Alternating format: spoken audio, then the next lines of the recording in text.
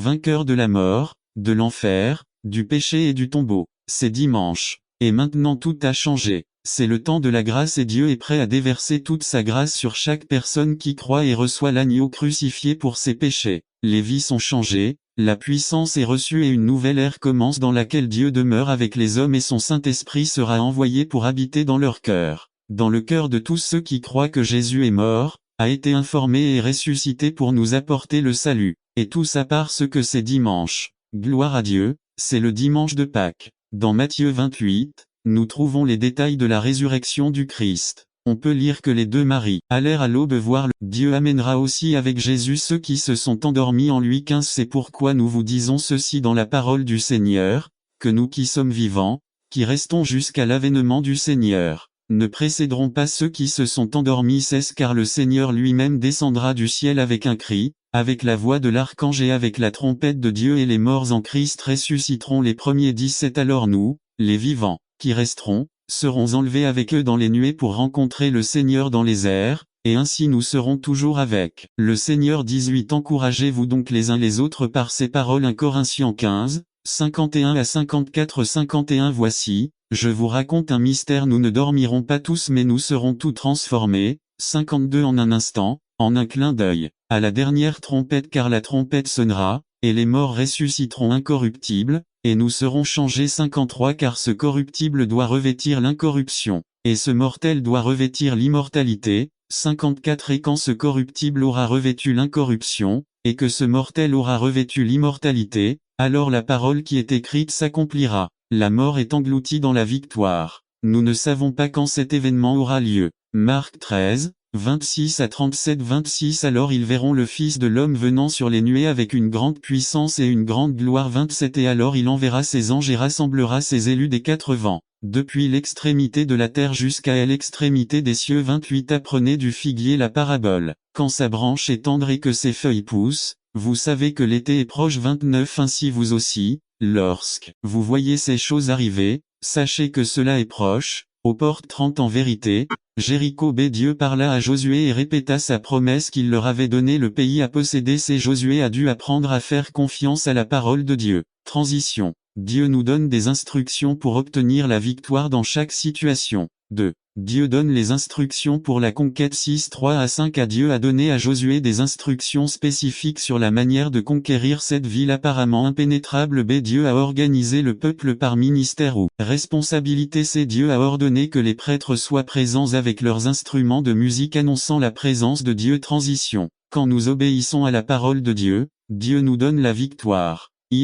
Dieu donne la victoire. 6h20. Le peuple obéit à la parole que Dieu avait donnée, aussi étrange qu'elle paraisse. Et quand le peuple eut obéi, les murs de Jéricho tombèrent. C'est Dieu a été fidèle à sa parole est vérité. Transition. Nous nous heurtons tous au mur à un moment de notre vie, lorsque n'attendez pas qu'il soit trop tard. Devenez membre de la chaîne Today et bénéficiez de réconfort et de soutien dans les moments difficiles. Cliquez sur le lien dans la description de la vidéo. Mardi 9 avril 2024. Page. Ainsi nous obéissons à Dieu, nous pourrons marcher droit au front et vers la victoire. Conclusion 1. Quelle que soit la situation ou le mur auquel nous sommes confrontés, Dieu a toujours un plan précis pour la victoire. 2. Soyons attentifs à la voix de Dieu au milieu de la tempête et il nous donnera la victoire. N'attendez pas qu'il soit trop tard. Devenez membre de la chaîne Today et bénéficiez de réconfort et de soutien dans les moments difficiles. Cliquez sur le lien dans la description de la vidéo. Mardi 9 avril 2024. Page 2. Atteindre le but. Résumé. Dieu récompense la fidélité de ses serviteurs. Par Juan Alvelot. Titre.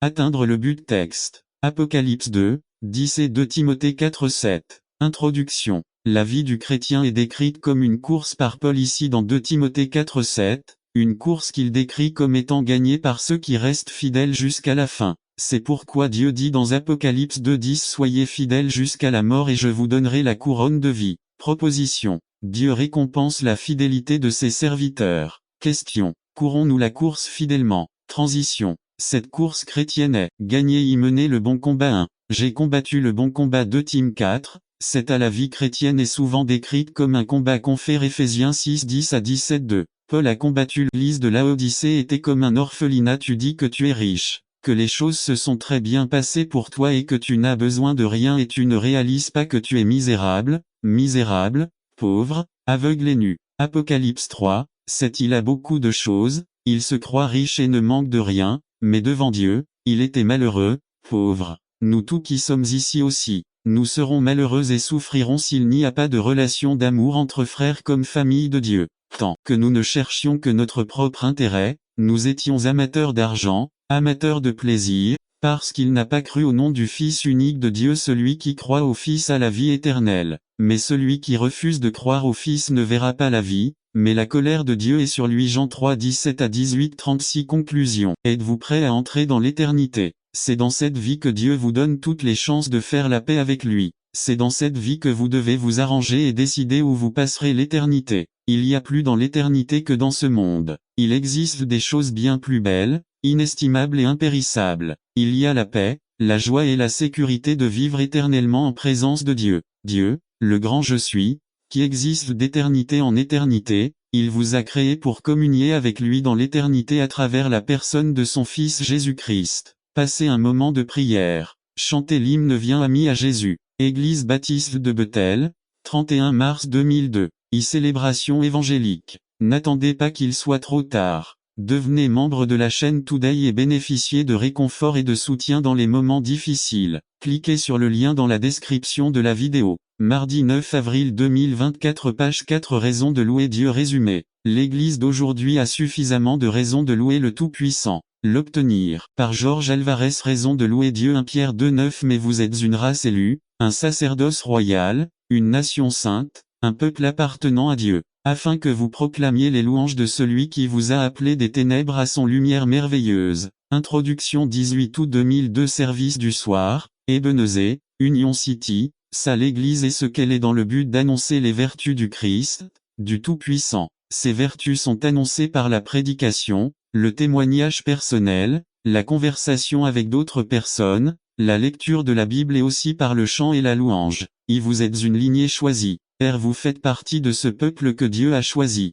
C'était la volonté de Dieu qu'en Christ, vous entreriez dans cette famille. C'est en Christ, sa lignée n'est plus terrestre, il n'y a plus de juifs ni de grecs, ni d'esclaves ni de libérats ni d'hommes ni de femmes, mais des chrétiens. 2. Vous êtes un sacerdoce royal. Réel égale à royal égale à royauté égale à royauté. À cette époque, il y avait une distinction entre les gens ordinaires et les personnes ayant une lignée ou du sang de roi. C'est ce sacerdoce est donné à ceux qui font partie de cette famille de rois, les chrétiens. En tant que prêtre, vous intercédez pour vous-même, pour votre famille, pour votre communauté, pour le monde entier. Vous êtes une nation sainte. Nous sommes une nation, pas un peuple désorganisé et impuissant. Cette nation de croyants ou d'église est séparée avec des usages exclusifs pour Dieu. C'est saint parce qu'en Christ nous avons été déclarés tels. Saint. Vous êtes un peuple acquis. Acquis parce que nous n'avions pas Dieu, nous étions sans espoir dans ce monde. Acquis parce que la miséricorde de Dieu nous est parvenue alors que nous ne la méritions pas. C'est acquis parce que le tout raison du péché, la technologie est le contexte idéal pour être tenté de plusieurs manières. Certains d'entre eux, par exemple, la technologie est le contexte dans lequel on peut être tenté par l'arrogance. Étant donné que de nombreuses choses peuvent être accomplies en appuyant simplement sur un bouton, nous avons perdu beaucoup d'émerveillement et commençons à penser que nous avons le contrôle. Cela peut nous conduire à l'incrédulité et à l'ingratitude. À quand remonte la dernière fois que vous vous êtes demandé pourquoi vous aviez guéri d'une infection de la gorge? Peut-être que vous n'êtes même pas allé chez le médecin, mais que vous êtes allé à la pharmacie et avez acheté un antibiotique, et quelques jours plus tard, vous étiez comme neuf. Vous savez qu'il y a quelques années, des gens mouraient d'une infection de la gorge. Les progrès de la médecine rendent les choses plus faciles aujourd'hui, mais ne perdons pas de vue que derrière chaque bénédiction se cache Dieu. Reconnaissons-le dans toutes nos voies. Ne laissons pas le pouvoir que nous donne la technologie nous faire croire que nous n'avons pas besoin de Dieu et que nous devenons arrogants. La technologie est le contexte pour être tenté d'impatience. La technologie nous habitue aux choses instantanées, communication instantanée, nourriture instantanée, plaisir instantané. Ces choses qui durent plus de quelques secondes commencent déjà à nous rendre impatients. Ne vous impatientez pas lorsque votre ordinateur prend quelques secondes de plus que d'habitude. Vous dites, comme cette machine est lente. Vous souvenez-vous de l'époque où vous faisiez tout à la main? Le problème est que nous nous habituons à faire les choses rapidement, Mais la Bible nous enseigne que tout n'est pas instantané. Il y a des choses pour lesquelles il faut faire preuve de patience, de persévérance et de force. Tout ne se fait pas en appuyant sur un bouton. Par-dessus tout, les choses éternelles, comme la maîtrise de soi et un caractère approuvé, ne s'obtiennent qu'en étant persévérant et constant dans la grâce de Dieu. La technologie est le contexte pour être tenté d'aimer le confort. La technologie rend notre vie plus facile, plus confortable et plus agréable. Si nous avons chaud, appuyez simplement sur un bouton. Si nous avons faim, il suffit d'appuyer sur un bouton. Si nous voulons y arriver rapidement, il existe des moyens de transport technique pour le faire confortablement. Bref, on s'habitue à notre confort et on l'adore. Mais nous savons que la vie en Christ exigera parfois que nous abandonnions notre confort pour servir les autres, que nous sacrifions notre confort pour le royaume, que nous partions même s'il fait très chaud, même si le voyage est long, même s'il n'y a pas le confort d'une maison technique. Le royaume exigera parfois de sacrifier nos vies confortables. Ainsi, même si nous apprécions le confort que procure la technologie, veillons à ce que nos cœurs n'aiment pas le confort plus que Dieu. La technologie nous donne une plus grande opportunité et une plus grande facilité de pécher. Vous êtes à un clic d'images que vous ne devriez pas voir. Vous êtes à un clic de prendre des rendez-vous avec des personnes que vous ne devriez pas voir. Vous êtes à un clic sermon sur la montagne. Nous voyons 3 qualités du cœur que le Seigneur désire développer en nous par la prière. Tout d'abord, Dieu désire développer un cœur humble dans le regard du Seigneur. 5 à 8 à fausse humilité 1. Cette section du sermon est la deuxième application de l'avertissement de Jésus au V1, quand il dit « Gardez-vous de faire votre justice devant les hommes ». Notre Seigneur parle du point de vue juif sur les 3 expressions fondamentales d'une vie pieuse: les œuvres de charité, la prière et le jeûne. Dans la partie précédente, Jésus avait appliqué l'avertissement au domaine des œuvres de miséricorde. C'est maintenant l'heure de la prière de. En prenant ce passage à la légère, il semble que Jésus soit contre ces pratiques. Cependant, ce que le Seigneur veut nous dire avec ces paroles est tout le contraire. Il est totalement favorable à ces pieuses disciplines, mais pour autant que leurs véritables intentions soient correctes, qu'elles soient faites pour honorer sincèrement Dieu, puisqu'elles proviennent d'un cœur plein d'amour pour lui. C'est pourquoi ces religieux sont durement critiqués par Jésus pour les intentions de leur cœur être vus des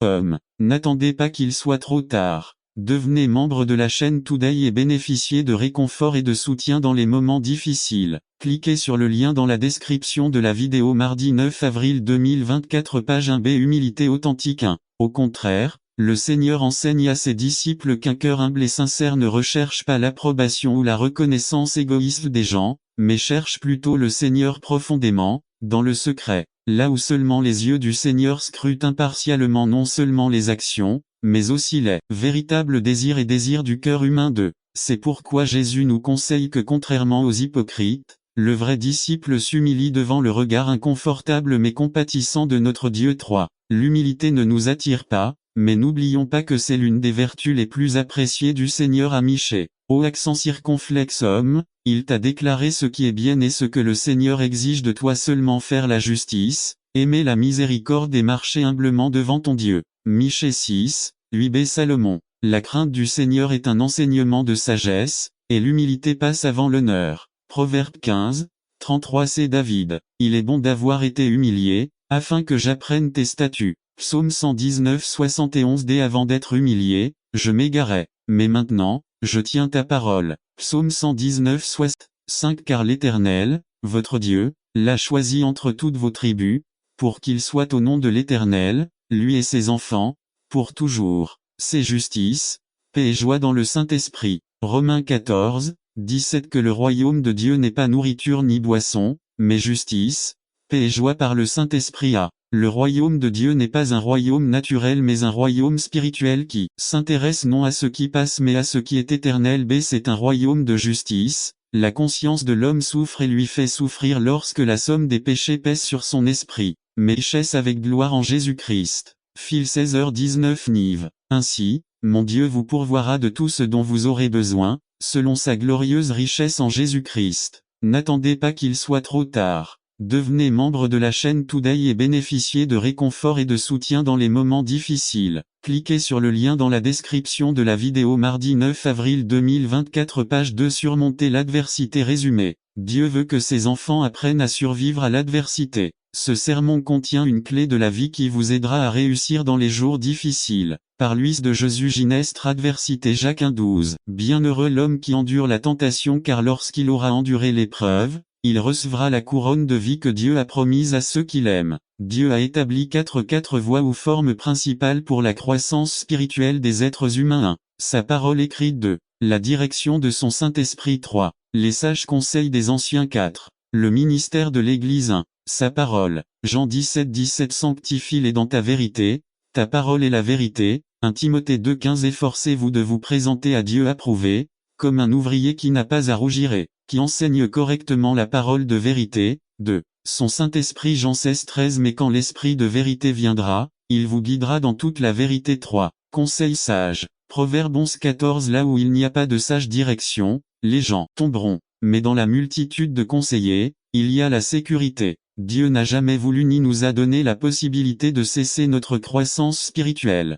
Le dessein de Dieu est que nous grandissions chaque jour jusqu'à ce que nous devenions de plus en plus semblables à Christ Jésus. 4. Le ministère Éphésiens 4:11-15 Et lui-même a donné les uns des apôtres, d'autres des prophètes, d'autres des évangélistes, d'autres des pasteurs et n'attendez pas qu'il soit trop tard. Devenez membre de la chaîne Today et bénéficiez de réconfort et de soutien dans les moments difficiles. Cliquez sur le lien dans la description de la vidéo. Mardi 9 avril 2024 Page 1 Enseignant, V12 pour perfectionner les saints pour l'œuvre du ministère, pour l'édification du corps du Christ, V13 Jusqu'à ce que nous parvenions tous à l'unité de la foi et de la connaissance du Fils de Dieu, à un homme parfait, à la mesure de la stature de la plénitude du Christ, V14 Afin que nous ne soyons plus des enfants fluctuants, emportés par tout vent de doctrine, par la ruse des hommes qui usent astucieusement des ruses de l'erreur pour tromper. V15 Mais en suivant la vérité dans l'amour, nous pouvons grandir en toutes choses jusqu'à celui qui est la tête, c'est-à-dire Christ. Parfois,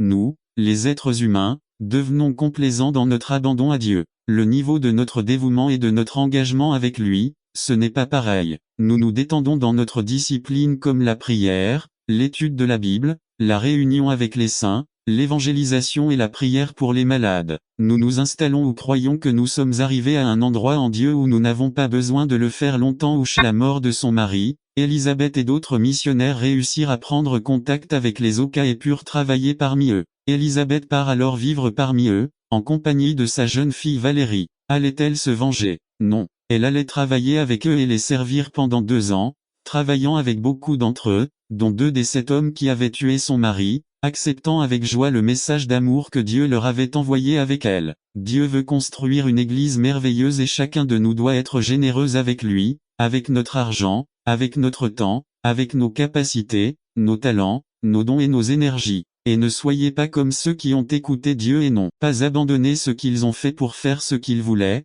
manquant ainsi d'être richement bénis et d'avoir une vie qui ait un but. Une vie victorieuse porte le trait de la générosité, non pas une générosité forcée ou exigée, mais une générosité volontaire, une générosité suscitée par l'Esprit Saint, une générosité donnée par ceux qui sont courageux et travailleurs, et une générosité qui ne s'exprime pas seulement par des biens, mais par une vie totalement donnée à Dieu. N'attendez pas qu'il soit trop tard. Devenez membre de la chaîne Today et bénéficiez de réconfort et de soutien dans les moments difficiles. Cliquez sur le lien dans la description de la vidéo. Mardi 9 avril 2024 Page 4 La nouvelle naissance résumée. Bien que Nicodème ait été le principal enseignant, c'est-à-dire le théologien du peuple d'Israël, il n'a pas compris les paroles de Jésus. Il a encore répondu à Jésus. Comment cela peut-il être fait? Dans ce message, je vais essayer de répondre à la question. Comment cela peut-il être fait? Par Franck Lay La nouvelle naissance Jean 3:16 Nicodème était un homme de haute moralité, était un pharisien et un leader parmi les Juifs. De plus, il était le principal enseignant de son peuple Israël. Chaque référence dans la Bible fait référence à Nicodème comme à l'homme qui est venu vers Jésus la nuit.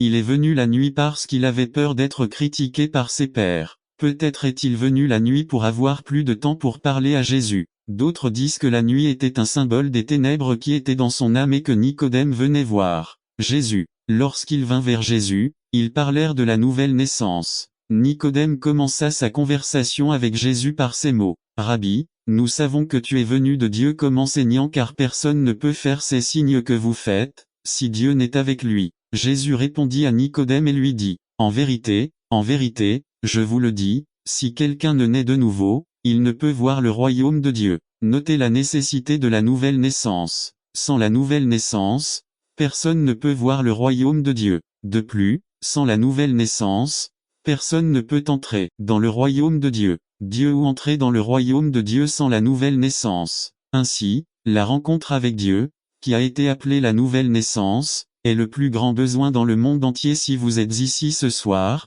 sans Christ dans votre cœur, le nouveau. La naissance est à faire seulement à volonté. Les hommes et les femmes connaissent l'art de rechercher Dieu. Ils étaient habitués à prier et à jeûner pendant de longues périodes, à se plaindre du péché. Daniel cherchait la face de Dieu dans la prière sur le péché de son peuple. Daniel 9, 3 à 19. Dans la prière, le jeûne, le sac, les cendres et la confession. Et mes frères, préparons le terrain de nos cœurs. Tout ce qui ne va pas en nous est les choses insignifiantes, notre manque d'intérêt pour les âmes perdues, notre indifférence pour la maison de Dieu, nos péchés, notre manque de prière, notre mondanité, notre intérêt pour mal dans nos cœurs. Il y a un mal profondément enraciné chez de nombreux chrétiens aujourd'hui. C'est parce que nous n'avons ni chaud ni froid, nous sommes juste tièdes. Frères, si vous avez été plus proche de Dieu avant qu'aujourd'hui, votre âme a besoin d'une visite du ciel. Nous devons labourer nos cœurs et ne laisser aucun endroit qui ne soit brisé, afin que Dieu puisse envoyer sa bénédiction sur votre vie. Ne semez pas sur des épines.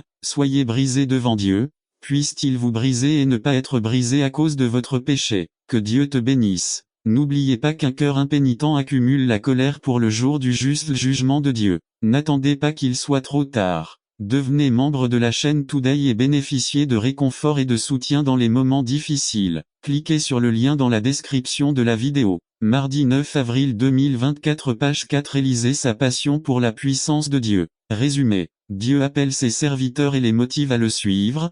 Qu'est-ce qui vous motive à suivre Jésus? Avez-vous entendu sa voix vous appeler? Par Gilles Roman l'appel d'Elisha. Un homme passionné pour la puissance de Dieu. Roi 19, 19 à 21 Introduction à Élie à la fin de son ministère. Un grand prophète de Dieu est proche de la fin de son ministère. Il a défié le pur Achab et il a prié avec une telle puissance que la pluie s'est arrêtée pendant 3 ans et demi. Jacques 5, 17 C. Il était le deuxième homme après Énoch, que Dieu a appelé en sa présence sans passer par la mort. C'était si important qu'il a rencontré Moïse et le Christ lors de la transfiguration de Élie fut chargé de choisir Élisée comme son successeur.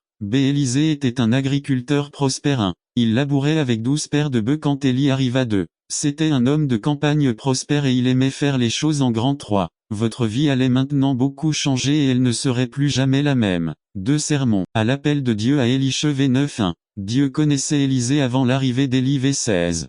Pierre 1, 2-2. Le Seigneur a appelé Élisée avant qu'Élie ne l'annonce. F1, 4-3. Le Seigneur a utilisé Élie pour communiquer l'appel à Dieu utilise ses serviteurs pour accomplir sa volonté. Nous devons être disposés à servir en tant que serviteurs de Dieu. 4. Le Seigneur a appelé Élisée au ministère lorsqu'il était occupé. 5. L'appel du Seigneur exige souvent que nous abandonnions le succès humain pour le servir. N'attendez pas qu'il soit trop tard. Devenez membre de la chaîne Today. Cliquez sur le lien dans la description de la vidéo. Mardi 9 avril 2024 page 3. Cela nous éloigne de la recherche des choses d'en haut, cela nous éloigne de la recherche du royaume de Dieu, de sa justice et de l'accomplissement de sa volonté. Nous sommes comme des moutons, nous nous égarons facilement. Finalement, nous pouvons tomber dans une souffrance constante et très douloureuse. Combien de personnes qui, dans leur désir d'obtenir plus, ont perdu le peu qu'elles possédaient.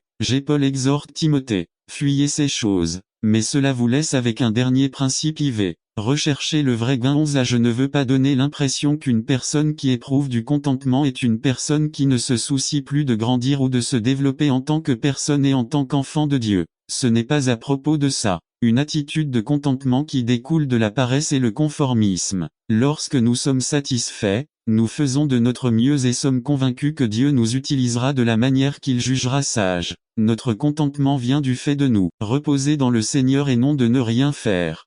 C'est étrange. Lorsqu'il s'agit des choses matérielles de cette vie, nous ne semblons jamais atteindre un point de contentement. Mais lorsqu'il s'agit de notre vie spirituelle, nous sommes coupables d'être conformistes. C'est pourquoi Paul dit à Timothée que le meilleur gain est de chercher à développer le caractère de Christ: justice, piété, foi, amour, patience, douceur, Recherchez d'abord ces choses. Défaisons ces deux choses, développer le contentement et combattre le conformisme. Conclusion à la publicité de Mastercard Pizza, $1200 location de table et chaises, 150 gâteaux, 400. Profitez de votre anniversaire avec vos amis, cela n'a pas de prix. Il y a des choses dans la vie que l'argent ne peut pas acheter. Pour tout le reste il y a le contentement et la piété. Regardez l'éternité, vivez simplement, soyez vigilants et recherchez la piété. Cela constitue un homme ou une femme de Dieu. N'attendez pas qu'il soit trop tard. Devenez membre de la chaîne Today et bénéficiez de réconfort et de soutien dans les moments difficiles. Cliquez sur le lien dans la description de la vidéo. Mardi 9 avril 2024 page 4 Serviteurs des nécessistes résumé. Notre devoir en tant que chrétiens consiste également à subvenir aux besoins spirituels et matériels de ceux qui en ont le plus besoin. Par Félix Ramirez appelé à servir les nécessistes Matthieu 25 31 à 46 Introduction. Selon des données encourageantes récentes du gouvernement fédéral, entre 2000 et 2002, plus de 3 millions de Mexicains ont échappé au niveau de l'extrême pauvreté. Le nombre de Mexicains vivant dans l'extrême pauvreté a diminué de 24,2 à 20,3% et la pauvreté considérée comme modérée a diminué de 53,7 à 51,7%, selon le rapport. Bref, un Mexicain sur deux est ou plutôt nous sommes pauvres. En outre, selon ce rapport, l'extrême pauvreté en 1996 était de 37 et être une personne totalement donnée aux choses de Dieu. Très bientôt, le Christ emmènera sa femme au ciel, mais juste une femme prête, habillée et belle. Tous les autres verront le jugement de Dieu sur la terre, les cruautés de l'Antéchrist et la terreur d'Armageddon. Le Christ revient bientôt. Ma question, mon ami, est la suivante: êtes-vous prêt? Faites-vous partie de l'épouse du Christ? Êtes-vous prêt pour l'enlèvement de l'Église? Comment sont vos vêtements? Propres et brillants. N'attendez pas qu'il soit trop tard. Devenez membre de la chaîne Today et bénéficiez de réconfort et de soutien dans les moments difficiles. Cliquez sur le lien dans la description de la vidéo. Mardi 9 avril 2024 page 3. La bonne nouvelle est qu'il est encore temps, le Christ est là pour vous servir. N'attendez pas qu'il soit trop tard. Devenez membre de la chaîne Today et bénéficiez de réconfort et de soutien dans les moments difficiles. Cliquez sur le lien dans la description de la vidéo. Mardi 9 avril 2024 page 4. Je veux la bénédiction de Dieu résumé. Parler d'argent à l'église est toujours difficile. Cela ne devrait pas être comme ça, mais c'est le cas. Jésus a beaucoup parlé d'argent et de biens. Un verset sur 6 dans le Nouveau Testament a à voir avec l'argent, alors c'est parti. Par Dan Campbell. Je veux la bénédiction de Dieu. Parler d'argent à l'église est toujours difficile. Cela ne devrait pas être comme ça, mais c'est le cas. Jésus a beaucoup parlé d'argent et de biens. Un verset sur 6 dans le Nouveau Testament a à voir avec l'argent, alors c'est parti. Combien aiment payer des impôts? C'est ce qu'il me semblait. Combien aiment ne pas avoir à payer la TVA? Il me semble que nous sommes tous pareils. Il existe un fléau qui affecte toute notre société et toute l'humanité, la cupidité. Qu'est-ce que la cupidité? Le dictionnaire dit « désir excessif de posséder et de conserver des richesses ». La cupidité rend les humains malades plus rapidement que toute autre maladie connue. Le diable utilise cet outil de manière très efficace. Dieu a préparé le seul antidote à l'avidité, il n'y en a pas d'autre. La dîme de la terre, tant des semences de la terre que des fruits des arbres, appartient à l'Éternel. C'est quelque chose dédié à Jéhovah. Lév 27, 37. Vérité est très importante. Cela affectera toute notre vie. Ce verset peut être réduit à la terre et le Seigneur, qui est le Seigneur de la terre. Lorsque nous répondons correctement à cette question, nous résolvons le problème de la cupidité. Tout comme aucune municipalité ne peut, par la loi, modifier la Constitution, aucune congrégation locale ne peut changer ce que dit la parole de Dieu. L'homme est le locataire, Dieu est le propriétaire. L'homme est responsable devant Dieu. Cette loi est plus grande que vous et moi. Cette loi de Dieu nous bénit ou nous maudit. Que veux-tu? La bénédiction de Dieu ou la malédiction de Dieu? Ce n'est pas difficile de décider. La dîme est la loi de Dieu. Le prophète Malachie dit au peuple: revenez à moi, et je reviendrai vers vous, dit l'Éternel des armées. Mais vous avez dit, qu'avons-nous? N'attendez pas qu'il soit trop tard. Devenez chaîne Today et bénéficiez de réconfort et de soutien dans les moments difficiles. Cliquez sur le lien dans la description de la vidéo. Mardi 9 avril 2024 page 1 4.1, 1. Luc 2, 11 4.2. La paix est venue dans le monde 4.2, 1. Luc 2, 14 4.3. Une nouvelle de grande joie. Luc 14h10 5. Aujourd'hui, Réalons-nous vraiment Noël? Nous ne faisons pas comme eux 5.1. Ne sommes-nous pas soumis à l'esclavage 5.1? 1. Les tentations de ce monde ne nous séparent-elles pas de la volonté de Dieu 5.1? 2. Les engagements financiers